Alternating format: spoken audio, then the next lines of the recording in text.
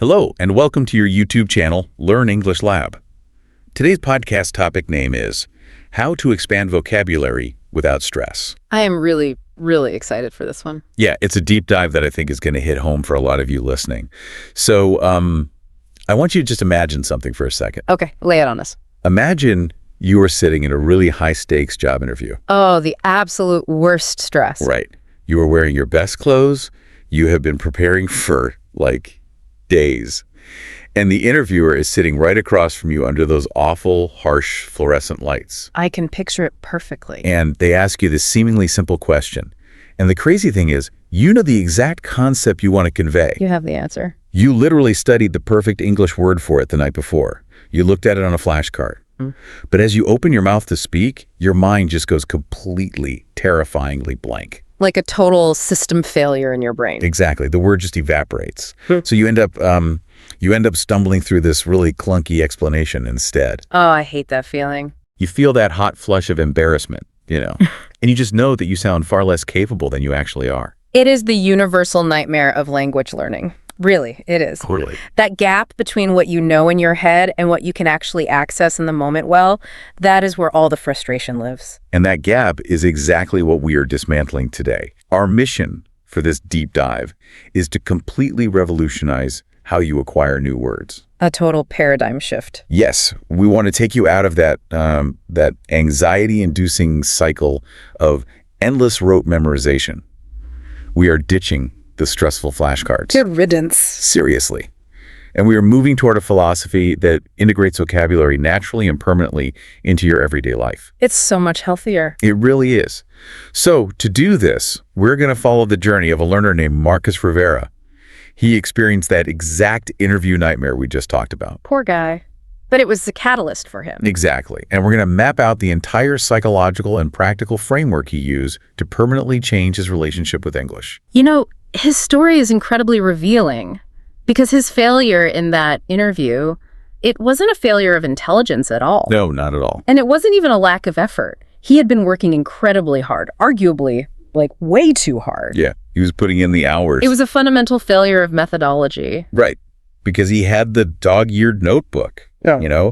He was the guy sitting alone in a dimly lit Austin coffee shop on a crisp September evening, just staring at page after page of vocabulary lists. The classic study grind. He had hundreds of words scribbled out, underlined, highlighted. He had the flashcard apps on his phone, the sticky notes plastered all over his bathroom mirror. Oh, the sticky notes. We've all been there. Right. He even had those daily word of the day email subscriptions. Yeah. He was doing literally everything the traditional system tells us we are supposed to do. Which is precisely the problem with the traditional system. Wait, really? The system itself is the problem? Yes, absolutely. Traditional vocabulary building, staring at lists and trying to just brute force a dictionary definition into your brain, it treats words as isolated, static objects. Like they're just data. Exactly. It assumes a word is just a piece of data to be collected and filed away in a cabinet. But words are not data. They are living, breathing components of the human experience. That makes total sense. I mean, think about how we learn our very first language, right? Like most natural process in the world. Yeah. Whether you grew up in Mexico City or Seoul or Cairo or Sao Paulo, you didn't sit in your crib with a set of flashcards. Could you imagine a baby with flashcards? Right. You learned the word hot because you physically reached out, touched a warm stove, felt that sudden shock of pain, and heard an adult urgently yell, hot. The context was immediate and physical. The word was totally inseparable from the adrenaline and the physical sensation of that moment. And that is the core of natural acquisition. You learned love because someone physically held you. You learned no through the repeated friction of boundaries being set. The language was entirely woven into the fabric of your survival, your emotional connections, and your daily life. It was life itself. Exactly. And the brain is an incredibly efficient machine, It only remembers what actually matters. Right, filters out the noise. When a word is tied to a real-world consequence or a strong emotion, your amygdala signals to your hippocampus that this information is important, and boom, a strong memory is formed. But then we become adults. And we ruin it. We really do. We decide to learn a second or third language, and we suddenly decide to strip all the life, the context, and the emotion right out of it. It's so counterintuitive. We put words into these neat little sterile boxes. Yeah. We confine them to multiple choice quizzes and spreadsheets. We rely on sheer repetition. And I mean, repetition works to a limited extent. It can build a temporary bridge in your memory. It's enough to pass a test, right? Right, enough to pass a test on Tuesday. But that bridge usually completely collapses by Friday. Oh, totally. Because it turns learning into an exhausting, joyless chore. The adult brain, just like the child's brain, absolutely craves context. It needs a reason to care about the sound you're trying to memorize. It reminds me of trying to study a butterfly by pinning it to a crakeboard. Oh, I love that analogy. Right, because you can measure its wingspan, you can categorize its colors, and it's perfectly organized on the board. But it's dead. Exactly, it's completely dead. You don't actually understand how it moves, how it catches the wind, or what flowers it prefers in the wild. You just see the shape. Yeah, and a word on a flashcard is basically a pinned butterfly. You have the definition, but you have no idea how it lives and breathes in an actual natural sentence. That is a phenomenal way to visualize it, because when you isolate a word from its natural habitat, you lose its essence. You lose the nuance. Exactly. You lose the nuanced situations where a native speaker would naturally choose it over a similar synonym. So, back to Marcus. He is feeling this dead-end approach deeply in that coffee shop. The defeat from that botched morning interview is just weighing on him. It's a heavy feeling. But instead of giving up, he decides to abandon the flashcards entirely. A few days later, he walks into Book People, which is this massive independent bookstore in Austin. And this represents a major philosophical shift for him. Huge, because he isn't looking for a test prep guide. He goes straight to the fiction aisle. He is moving from the artificial environment of the study desk to the organic, immersive environment of storytelling. But there's a catch here. Oh, what's the catch? Previously, to improve his English, Marcus forced himself to read serious literature. Yes, the classic trap. He thought he needed to tackle Hemingway or Fitzgerald to build a sophisticated vocabulary. Of course he did. Everyone thinks that. So he'd slog through The Great Gatsby, understand maybe 60% of it, feel completely inadequate, and ultimately just give up reading in English for an entire year. That is such a common and unfortunate trap. Learners often feel this self-imposed pressure to engage with highbrow literature. Like they had to prove something. Right. They believe it is the only valid path to acquiring elevated vocabulary. But reading something you find tedious creates a massive psychological barrier. It's just boring. Exactly. The brain simply won't absorb information efficiently if it's profoundly bored. So this time, he abandons the classics. He loves mysteries and dark thrillers. Back home, he devoured them. So he leans into what he actually likes. Yes. He picks up a contemporary American crime thriller with his dark, moody cover. The first sentence hooks him. That's the best feeling. And by chapter 3, he's literally sitting cross-legged on the floor of the bookstore, completely absorbed in the plot. He has entered a state of cognitive flow. Cognitive flow, I like that. His focus is entirely on the narrative now, not on the mechanics of the language itself. And this is where the magic happens. In chapter 2, the author describes a secret meeting between two characters in an alleyway, calling it a clandestine meeting. Clandestine. Great word. Now, the old Marcus would have immediately broken his concentration, pulled out his phone, looked up the exact definition, and dutifully written it in his notebook. Ruining the flow completely. Exactly. But he doesn't. He just keeps reading. He allows the context to do the heavy lifting for him. This is a critical skill for language learners, tolerating ambiguity. But wait, how does he actually learn the word if he never stops to look it up? Because the author gave him a world, not just a word. Think about it. Okay. The text likely described the dark alley, the hushed voices, the nervous glances over the shoulder to make sure they weren't being followed. Right, painting a picture. The entire atmosphere tells the brain that this clandestine meeting is something hidden, secretive, and probably illicit. He feels the tension. Yes. He doesn't need the dictionary to tell him it means kept secret or done in a secretive way. He can feel it in the scene. He practically smells the damp pavement of the alley. The word just attaches itself to the emotion of the story. Cognitive scientists refer to this as deep processing. Deep processing. How does that work? Well, when you engage with new information across multiple levels, simultaneously visualizing the dark alley, feeling the anxiety of the characters, following the plot, your brain forms multiple neural pathways to that single word. Oh, wow. So it's not just a flat memory. Right. You aren't just remembering letters on a page, you are remembering an experience. And this creates a vastly more durable memory trace. Durable. Yes, a memory able to withstand wear and tear. It's long-lasting. A memory that can actually withstand time and pressure. I love that word durable. Yeah. Because it's exactly what he liked in the interview room, right? A durable memory is robust. It doesn't just dissolve the second you get nervous. Precisely. But I have to push back a little here. Go for it. If we are constantly just guessing meanings from the context of a story, are we risking learning the wrong definition? That's a fair point. Like, what if Marcus assumed clandestine just meant taking place at night? How do we balance this organic curiosity with actual accuracy? It is a valid concern, but it really underestimates how brilliant the human brain is at pattern recognition. Okay, tell me more. Let's say he initially assumes it just means nighttime. Yeah. Right. Well, a few chapters later, he might encounter the word again in a brightly lit office, but the characters are still whispering and locking the door. His brain instantly detects the conflict.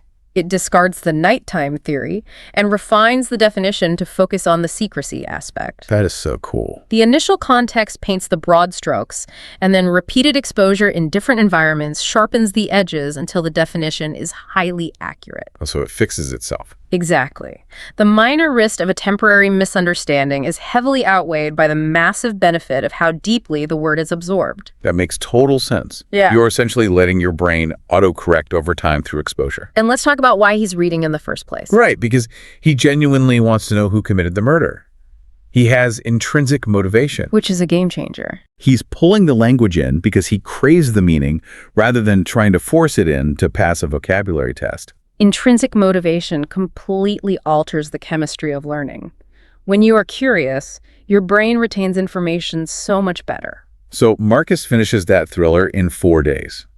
Wow. Yeah, and he reads 5 more novels that month. 0 flashcards. Yet his vocabulary absolutely explodes. He mastered the solitary act of reading. He did. But building a vocabulary in your head is only half the battle. Right? Eventually you have to take those words out into the real world. Which leads us to a much more intimidating arena. The dinner party. Yes. Moving from the safety and isolation of a book to the utter unpredictability of a live, unscripted conversation. It's terrifying. So it's early November. A coworker invites Marcus to a dinner party in East Austin. And his first instinct is probably to say no. Oh, absolutely. He's terrified of using the wrong word, of creating an awkward silence, of sounding foolish. Taking that social risk is often the most difficult hurdle for a learner. But he forces himself to go, recognizing that language has to exist in a social space. Good for him. That takes guts. It's a great scene, too. You've got 8 people crowded around a long wooden table, candles burning, mismatched plates, wine glasses everywhere. Very cozy. The conversation is bouncing around at lightning speed movies, rent prices, local politics, and suddenly they veer into a highly animated debate. Oh, animated! I love that description. Yeah, they start debating whether pineapple belongs on pizza. A famously polarizing topic. And notice the atmosphere you described. Animated. The room is full of life, excitement, spirited energy. People passionately defending their culinary boundaries. It is a highly charged, vibrant environment. During this lively debate, a guest across the table laughs and says, "Oh, pineapple on pizza is such a contentious topic." This is a pivotal moment for Marcus. He freezes for a second. He has never heard the word contentious in his life. But he doesn't panic. No, he doesn't pull out a translation app under the table. He just tunes into her tone. She's amused. He's using context clues in real time. He looks around the room and sees people nodding, smiling, playfully arguing. He pieces together that because they are having a disagreement, contentious must describe something that causes or is likely to cause debate. His pattern recognition is flawless here. He successfully infers that contentious means divisive. But identifying the word isn't the ultimate victory of this story. No, the real magic happens about an hour later. Tell me. The conversation has drifted away from pizza and onto the subject of remote work versus returning to the corporate office. Another hot topic. Marcus leans forward, waits for a brief pause, and says, "I think this is another contentious topic, right?" Oh, brilliant. The entire table erupts in agreement. His coworker points right at him and says, "Exactly. It's super contentious." That specific moment, the deployment of the word and the immediate social validation, is the holy grail of language acquisition. But why is that exact moment so powerful? I mean, he literally just echoed a word he heard 60 minutes earlier? Because he successfully crossed the bridge from receptive vocabulary to productive vocabulary. Okay, unpack that for us. Receptive versus productive. Sure. Receptive vocabulary is your passive bank of language. It encompasses all the words you can understand when you read them or hear them. You are willing and able to receive the ideas. You recognize them. Right. But productive vocabulary is entirely different. Those are the words you can actively summon from your memory and deploy accurately in your own speech or writing. It sounds like the difference between recognizing a song on the radio and actually getting up on stage to sing it at karaoke. That is a wonderful way to frame it. You might tap your foot to the melody when someone else is playing it, but you have to open your mouth to truly know the tune. Exactly. You do not truly own a word until you force it out of your own mouth. Wow. When Marcus spoke that word at the dinner party, several physiological things happened. His motor cortex had to physically coordinate the pronunciation. Because he's never said it before. Right. And he experienced a mild spike in adrenaline because he was taking a social risk. His heart was probably beating a little faster. Definitely. And when the table agreed with him, he received an immediate burst of dopamine. That chemical cocktail permanently cements the word into his productive vocabulary. A flashcard cannot replicate the neurochemistry of a dinner party. Not even close. Social immersion, even in formal gatherings, is the ultimate training ground for making a receptive vocabulary productive. So social settings are amazing for active practice, but obviously you can't be at a dinner party 24/7. As fun as that sounds. Right. Marcus needed a way to keep this momentum going during the mundane parts of his week, and he found a way to turn his quiet, solitary commute into a massive engine for language acquisition. He weaponized his daily commute. I love this part. Yes. By December, Marcus has this 25-minute drive in heavy Austin traffic every morning. Ooh, the worst. Instead of listening to dry educational grammar lessons, he pivots. He just starts listening to things he genuinely cares about. Podcasts. Yeah. True crime stories, tech news panels, long-form storytelling shows. And he realizes that words are just seeping into his consciousness in a completely effortless manner. And when we describe this as effortless, meaning requiring no physical or mental exertion, we don't mean his brain is turned off. Right, he's still paying attention. We mean the acquisition feels smooth, seamless, and natural. It doesn't carry the mental strain of forced memorization. It feels like flow. Like on the true crime show, he listens to a detective describe a suspect's behavior as erratic. Ooh, good word. He gathers from the story of the suspect weaving through traffic and changing alibis that erratic means unpredictable, jumping all over the place. Perfect context. On the tech show, a panelist warns about the proliferation of artificial intelligence. He visualizes the rapid increase, the sudden multiplication of these technologies everywhere. He is constantly bathing his brain in context, pure exposure. And on the storytelling show, a woman returns to her childhood home and describes the feeling as deeply nostalgic, but also strangely melancholic. He hears the wistful, somber tone in her voice.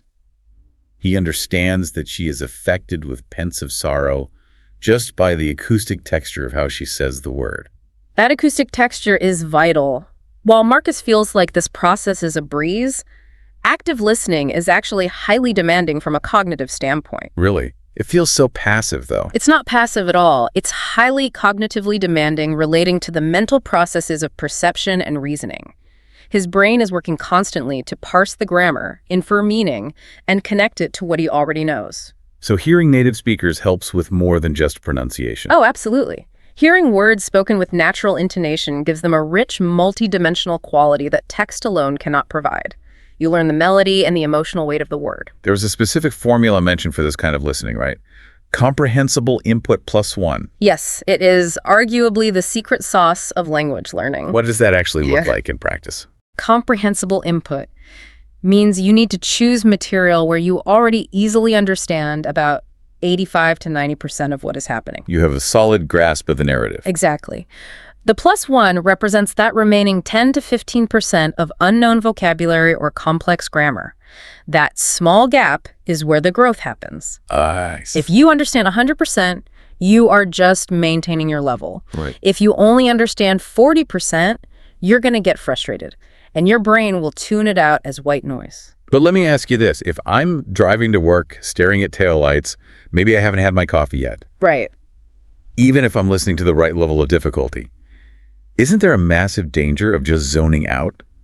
How do you ensure that 10 to 15% gap doesn't just turn into background noise while you think about your grocery list?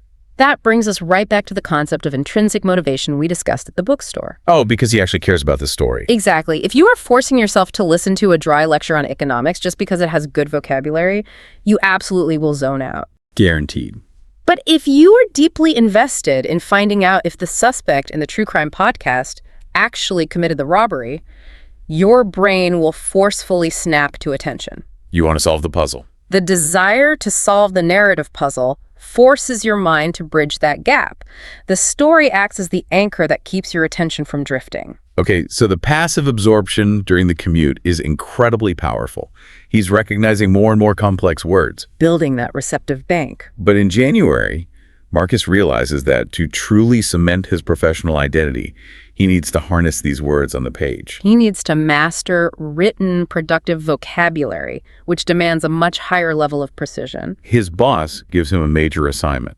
He has to write a high-stakes marketing proposal for the senior leadership team. The big leagues. Yeah. Marcus sits at his laptop, and he has a choice. He could play it entirely safe. He could just use basic, simple words he's comfortable with to avoid grammar mistakes. Which is tempting. But he remembers that precision is not about showing off. It is about communicating clearly. That philosophy is brilliant.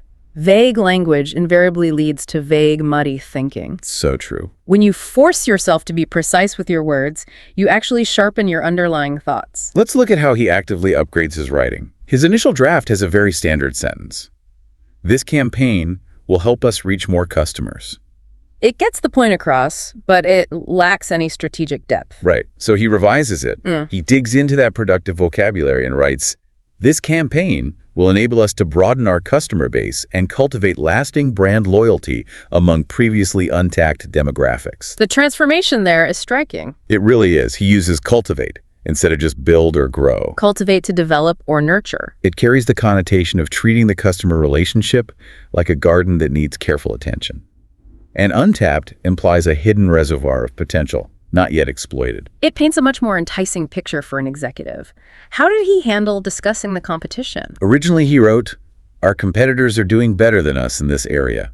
Factual, but weak. Very weak. He changes it to, our competitors have outpaced us in digital engagement, but this presents a compelling opportunity to differentiate our approach. Notice the momentum in that sentence. He acknowledges a deficit, but immediately pivots to a solution using compelling opportunity, evoking interest in an irresistible way. And differentiate is a crucial business concept to recognize as distinct.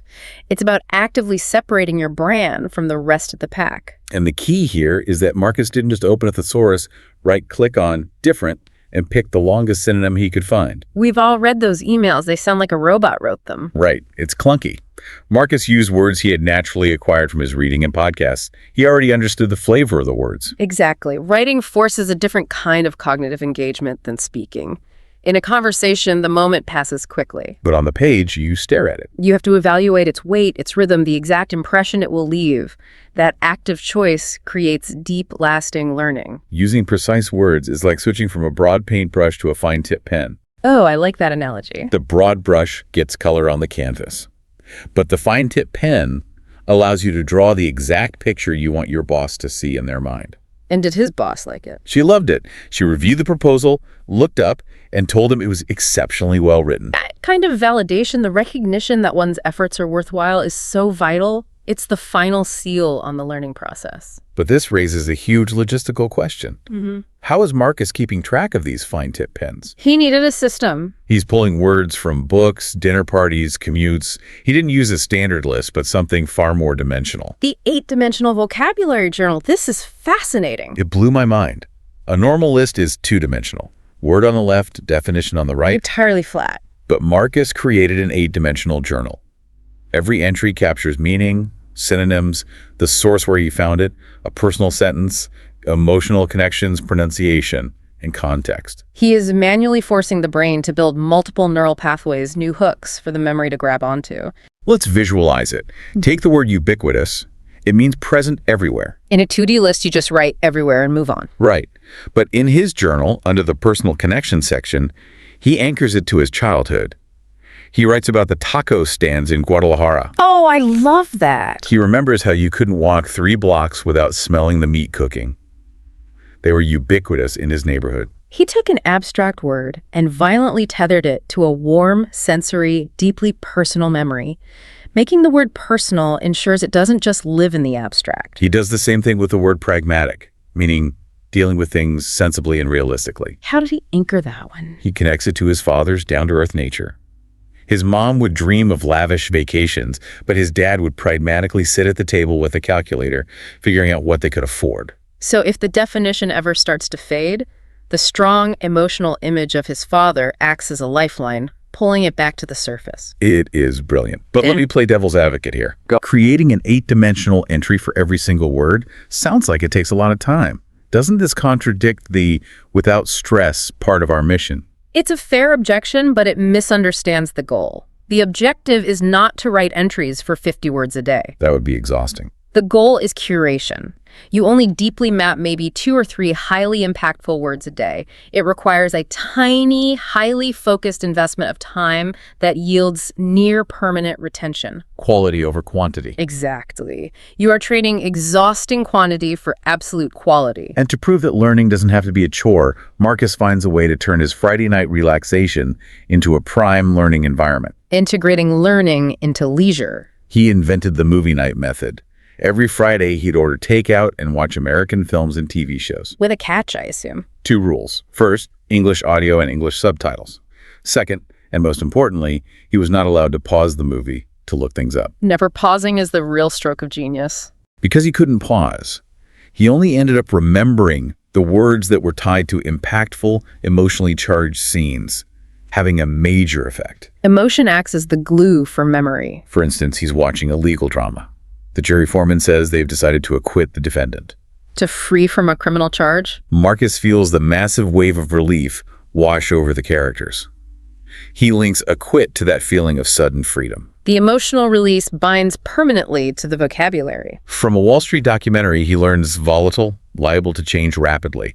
He feels the panic of the stockbrokers. What else? From a coming-of-age film, he deeply understands resilience, the capacity to recover.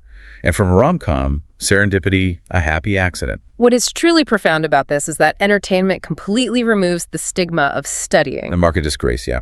Sitting at a desk often carries the subconscious anxiety of childhood schoolwork, but when you are lounging on a couch, your brain is totally relaxed. Drop your guard. Exactly. Freed from pressure, the mind becomes immensely more receptive to new information. It's like sneaking vegetables into a delicious smoothie. You're getting all the nutritional value of language learning while just enjoying the flavor of a great movie. A perfect metaphor. The entertainment smuggles the education past the stress response. So Marcus realizes English isn't just in books or movies. It's literally plastered all over the world around him. The grocery store epiphany. Yes. He's standing in the produce aisle of an H-E-B grocery store, and he has an epiphany, a moment of sudden realization. What does he see? He looks down at a bin of avocados. The sign says, locally sourced, sustainably grown. He walks to the bakery. Artisan loaves, premium ingredients. Environmental print. Yes, coffee bags talking about their footprint. He notices words everywhere. Environmental print is the text that exists in our everyday surroundings. It is one of the most underutilized resources for language learners, not used to its full potential. By simply paying attention to just 3 environmental words a day, Marcus added over 90 words to his vocabulary in a month with 0 stress. Changing your perspective turns a mundane walk down the street into a free, interactive language class. But are the words we find on marketing labels truly the kind of high-level vocabulary we want to be learning? That's a common skepticism. But the language of commerce, sustainable, footprint, premium, these are foundational building blocks of the modern corporate landscape. They are highly transferable to professional environments. That makes a lot of sense. Finding words is one thing, but having the courage to speak them is another. This leads to Marcus's most profound encounter yet. The conversation on the park bench. Marcus meets Walter, a 73-year-old retired English professor, on a park bench. And Walter identifies the ultimate roadblock for learners: The fear of sounding pretentious. Attempting to impress by affecting greater importance. Exactly. People learn a beautiful word like ephemeral, meaning lasting a very short time. Like cherry blossoms. Right. But they bury it, using short-lived instead because they are afraid of mispronouncing it or being laughed at. Walter's advice here is beautiful. He emphasizes that you must be willing to be imperfect. Language is a messy conversation, not a flawless performance. He tells Marcus to make mistakes. Because making a mistake and being gently corrected leaves an indelible mark on your memory. It cannot be removed or forgotten. It's far stronger than any flashcard. Vulnerability is a language superpower. It's like buying a beautiful, expensive jacket and leaving it in the closet because you're afraid of getting it dirty. You have to wear the words for them to serve their purpose. Words are meant to be worn and lived in. So, with all these experiences combined, Marcus builds a cohesive framework and completely shatters the myths holding learners back. Yeah. Let's break down the 10 strategies. First, you must be primed or prepared to learn by reading what you genuinely love. Listen actively to a myriad of sources, countless numbers for a profound, deeply meaningful effect. Avoid superficial, surface-level learning by using an 8-dimensional journal. Make a deliberate, intentional effort to use new words within 24 hours. Learn in cohesive, united clusters. Practice inferring or deducing from context. And consolidate. Strengthen your knowledge by teaching someone else. Finally, acknowledge and recognize your small wins. This framework helps debunk or expose the falseness of major myths. Myth 1, 20 words a day. Quality is greater than quantity. Myth 2, natives will judge you. Most are actually supportive and impressed by words like quintessential or unprecedented. Myth 3, you're too old to learn. Adults have metacognition awareness of one's own thought processes. We can engineer our learning. Myth 4, it's boring. It should be exhilarating and thrilling. And myth 5, you need the whole dictionary. You only need words relevant to your life. If someone is overwhelmed by these 10 strategies, which single one is the absolute most critical domino to knock over first? The 24-hour rule, moving a word into productive use immediately, that drives everything. I agree. So returning to the same coffee shop exactly 1 year later, Marcus's life is transformed. Night and day difference. He's been promoted, praised for his communication, and recently gave a presentation without notes to a standing ovation. What was once inconceivable, totally unbelievable, is now his reality. Words are not just tools for him anymore. They are companions. Every word in his notebook has a living memory attached to it. He invited the language into his life instead of forcing it into his brain. That is the theme of today. Close the flashcard app and go live your life in English. Take a look around your immediate environment right now. What is one object, feeling, or action you perform every day that you only know how to describe with a basic word? What happens if you go find its precise, beautiful counterpart today and introduce yourself to your new companion? Let the language live. Thank you so much for joining us on this deep dive today. Please remember to like, share, and subscribe to this YouTube channel.